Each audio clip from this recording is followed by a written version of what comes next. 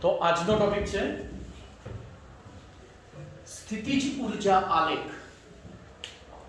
બરાબર. રાસાયણિક ગતિકીમાં સ્થિતિજ ઊર્જા આલેખનું ઘણું જ મહત્વ છે.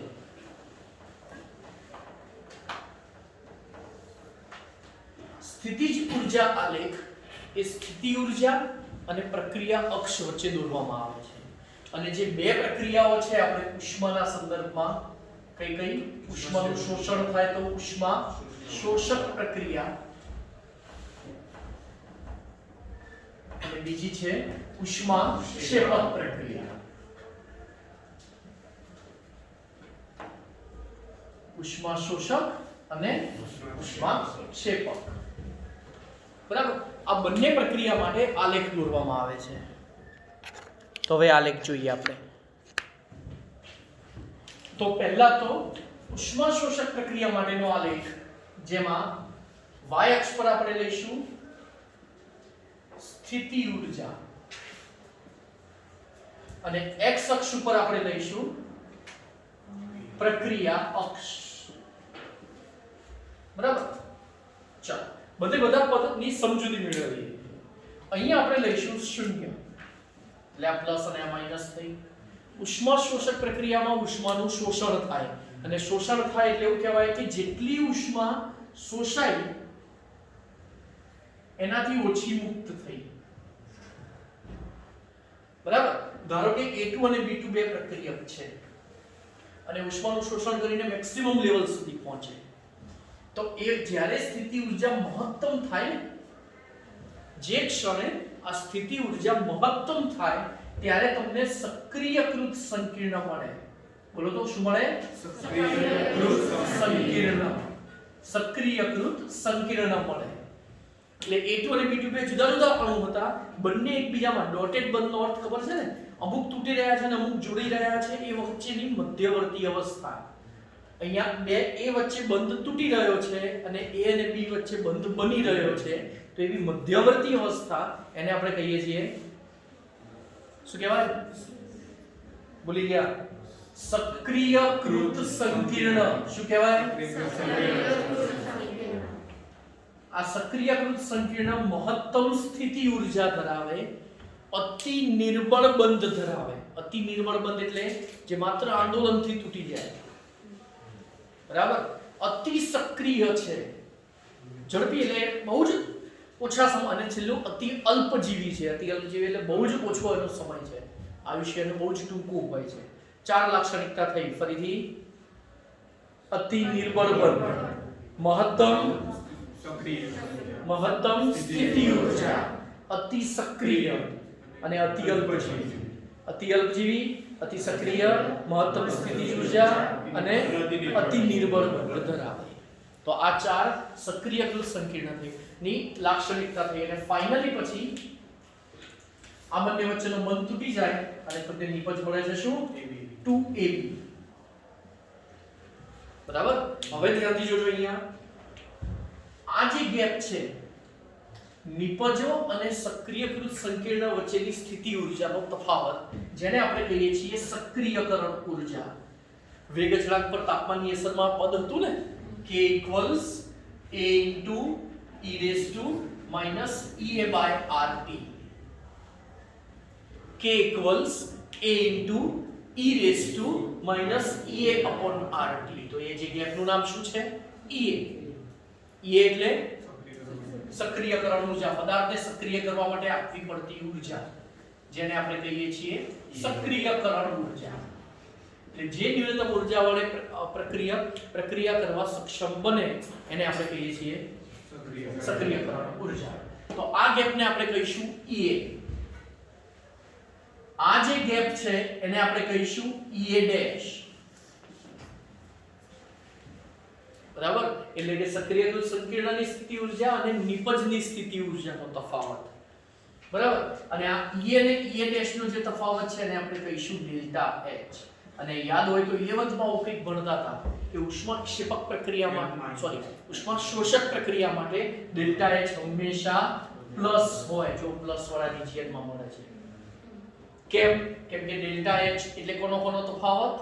EA અને EA ડેશ. બરાબર, અને અહીંયા EA greater than EA dash, એટલે કે EA minus EA dash greater than 0, અને આ શું છે ડેલ્ટા H ગ્રેટર ધેન 0. આવું થયું.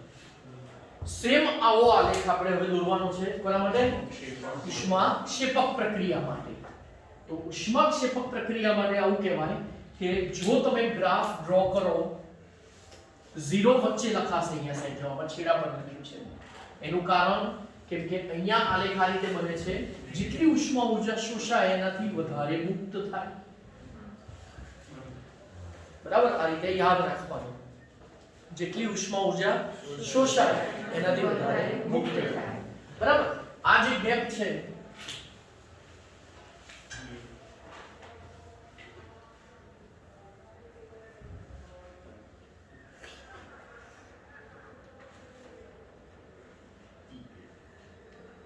અને શું કહીશું આપણે? EA. આ ગેપ ને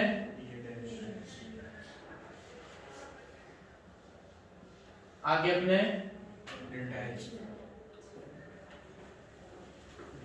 બરાબર, ડેલ્ટા H. અને હવે પ્રક્રિયા લખ્યું પર એ તો રહી ગયું. ધારો કે x2 y2 શું દોરીશું અહીંયા? શું બને? બરાબર, આને શું કહેવાય? સક્રિયકૃત સંકીર્ણ. કઈ કઈ લાક્ષણિકતા?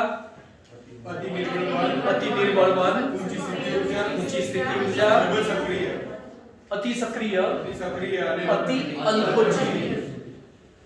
બરાબર, મહત્તમ સ્થિતિ ઊર્જા. ઊંચી એટલે મેક્સિમમ જ એની હોય. બરાબર, હા. ચાલો તો ફરીથી સ્થિતિ ઊર્જા અને પ્રક્રિયા અક્ષ વચ્ચેનો તફાવત સમજ પડી? ચાલો તો E અને E ડેશ. ચલો હવે હું જો ઊંધી પ્રતિવર્તી પ્રક્રિયા લઉં, ઊંધી લઉં કે ભાઈ 2xy માંથી શું બને છે? હા, તો એ વખતે સક્રિયકરણ ઊર્જા કઈ? એ વખતે પ્રક્રિયક કોણ? હા, એટલે એ વખતે E ડેશ. બરાબર, એટલે ઊંધી પ્રક્રિયા માટે આપણે આ કરવાના પ્રક્રિયકને આ નીપજ એટલે પ્રતિગામી દિશામાં. પુરોગામી દિશામાં શું કરીશું? આમાંથી. ખ્યાલ આવે છે? હાલો, તો આ છે સ્થિતિ ઊર્જા અને પ્રક્રિયા અક્ષ વચ્ચેનો તફાવત. બરાબર, જે કહેવાય છે આપણે ડેલ્ટા H. ખ્યાલ આવી ગયો છે? તો હવે આ જે ઉષ્માક્ષેપક પ્રક્રિયા માટે આપણે ડેલ્ટા H શોધ્યો અને x2 y2 વચ્ચેની પ્રક્રિયાથી xy બન્યો. સેમ આના માટે આગળ લખવું હોય તો ડેલ્ટા H બરાબર તો એ જ EA માઈનસ EA ડેશ, પણ અહીંયા EA less than EA dash છે માટે EA minus EA dash less than 0. આ ફેરફાર કહેવાય ડેલ્ટા H લેસ ધેન 0. ખ્યાલ આવ્યો? અને આ તમે 11th માં ઉષ્માગતિશાસ્ત્રમાં ભણી ગયા કે ભાઈ ડેલ્ટા H કેવો હોય? Less than 0. બરાબર, હકીકતમાં આના દાખલા એટલા બધા સહેલા કે એની કોઈ હદ નહીં. કેમ ખબર છે? ઘણીવાર આવા બેઠા પૂછી કાઢે કે ભાઈ એક ઉષ્મા શોષક પ્રક્રિયા માટે પ્રક્રિયકોની સક્રિયકરણ ઊર્જા અને નિપજોની સક્રિયકરણ ઊર્જા આપી દે અને તમને એમ પૂછે કે એમાં એન્થાલ્પી ફેરફાર કેટલો? કશું નહીં. બરાબર, ખ્યાલ આવ્યો? હા, ઘણીવાર એવું લખે બી નહીં કે ઉષ્મા શોષક છે કે ક્ષેપક છે. ઘણીવાર તમને શું કે ખબર છે? એક પ્રક્રિયા માટે એન્થાલ્પી ફેરફાર પ્લસ 40 કિલોજૂલ છે. બરાબર, જો EA 500 જૂલ હોય તો નિપજોની સક્રિયકરણ ઊર્જા કેટલી? ચલો ડેલ્ટા H પ્લસ આપી દીધું એટલે કઈ પ્રક્રિયા? હા, ઉષ્મા શોષણ. બરાબર, અને સૂત્ર શું થાય? EA માઈનસ EA ડેશ બરાબર ડેલ્ટા H. ડેલ્ટા H ને સૂત્રના સરખા બનાવવા પડે કોઈ 40 કિલોજૂલ છે. આપણે બધા ગણતરીમાં હોશિયાર છીએ. બરાબર, 40 કિલોજૂલ છે અને પેલા 500 જૂલ છે. હંમેશા બાદબાકી ક્યારે થાય? એકમ સરખા હોય તો જ. ધારો કે એમ કહું કે 5 મીટર છે અને એમાંથી 300 સેન્ટીમીટર બાદ કરવા છે તો તમે કહેશો જવાબ માઈનસમાં આવે અને થાય જ નહીં બાદ. બરાબર જ ને? ના થાય ને? સેન્ટીમીટર ને મીટરમાં કન્વર્ટ કરો તો કેટલા મીટર? અને 5 - 3 એટલે અથવા 200 સેન્ટીમીટર. તો એવી રીતે અહીંયા બાદબાકીને હંમેશા એકમ સરખા કરવાના. આવા ટાઈપના ક્વેશ્ચનમાં તમને કમ્પલસરી એવું હશે જ તમને ભરમાવા માટે શું આપશે? એકમો જુદા જુદા. તો આ ધ્યાન રાખવાનું. ક્વેશ્ચન એકદમ સહેલા આના. તો પેલી થિયરી માહિતી કરવાની. અને તમારે થિયરીમાં ખાલી પેલા ફંડામેન્ટલ યાદ રાખવાના થાય, બરાબર, અને પેલા સૂત્રો યાદ રાખવાના થાય, બરાબર.